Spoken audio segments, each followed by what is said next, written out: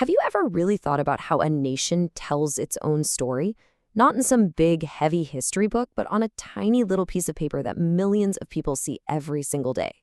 Well, from the 1950s all the way into the late 60s, America did exactly that, with this incredible collection of stamps that was basically the country's calling card, telling a story one letter at a time.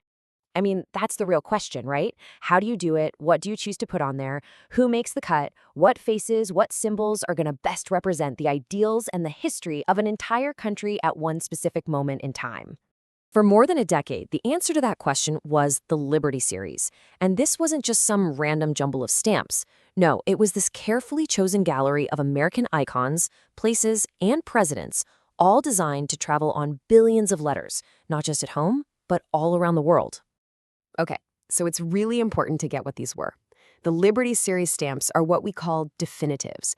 They're not those flashy, one-off commemorative stamps for, the World's Fair or something. No, these are the workhorses, the stamps you'd buy in big rolls and slap on your mail every single day. And that makes the choice of who and what to feature on them even more important. So this series was a huge deal. It actually replaced an older set that only had presidents on it. By opening it up to more people and places, the Liberty Series created this new, modern calling card for America, projecting an image of freedom and diversity right at the height of the Cold War. And the absolute anchor, the star of the whole show, was this stamp right here.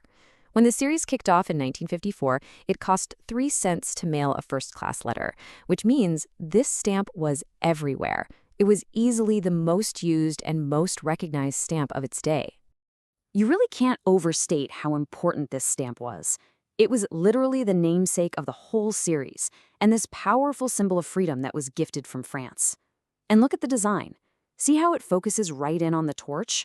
That was a very deliberate choice, meant to highlight the whole idea of enlightenment and hope. But the series also showed off some cool new technology. This 8-cent version was the very first 2-color definitive stamp ever made by the Bureau of Engraving and Printing.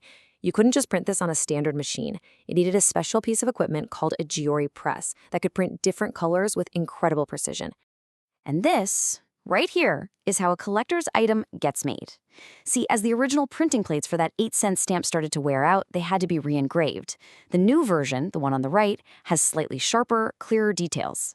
It's a tiny difference, but that little bit of scarcity is exactly what makes it more interesting to collectors. But, this series wasn't just about presidents and founding fathers. It also kind of took Americans on this tour of their own country, featuring these iconic landmarks that told a story of national identity, from heroic battlefields all the way to historic homes. First stop on our tour, San Antonio, Texas, the Alamo. I mean, even as a tiny little engraving, that building's shape is instantly recognizable to just about any American.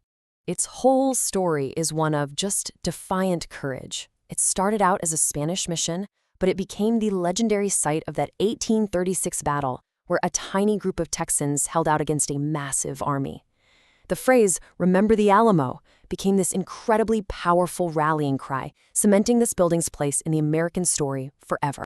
Next up, we're going to head to the Potomac River in Virginia, to the home of the very first president, George Washington. And you're probably looking at this one and thinking, wait a minute, why 1.5 cents? What's that about? Well, that oddball value wasn't for your average letter. It was made specifically for bulk mailings, which is a pretty fascinating detail, right? The stamp also came out on Washington's birthday, and it honors a building that was actually rescued from total ruin back in the 1850s by a pioneering group of women preservationists. So beyond the famous places, the series created this kind of portrait gallery of the people who shaped the country. Some of them were exactly who you'd expect, and some, well, for the time, they were pretty revolutionary choices.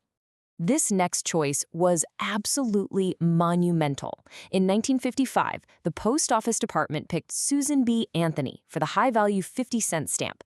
For that time, that was a truly groundbreaking decision.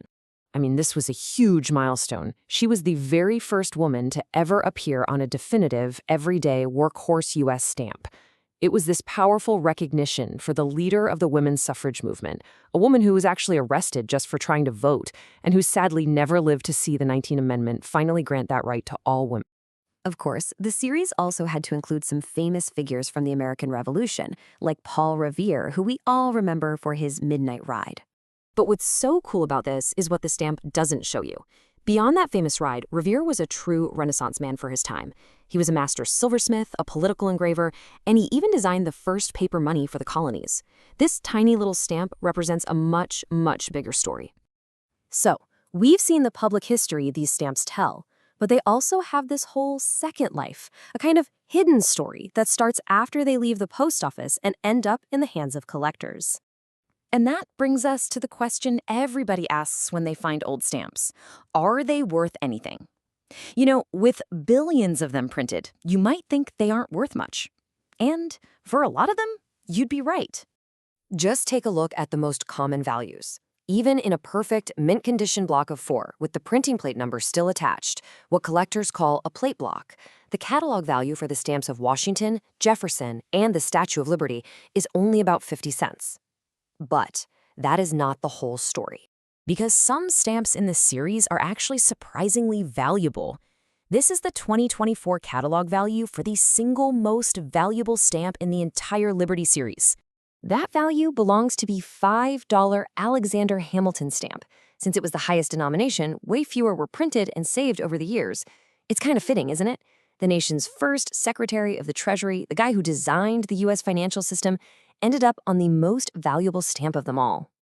And all this kind of brings us full circle to a final thought. The Liberty series was America's story told in the mid-20th century. If we had to do that all over again today, if we had to pick just a couple dozen stamps to represent the nation's people, its places, and its ideals, who would we choose now? And what would those choices say about us?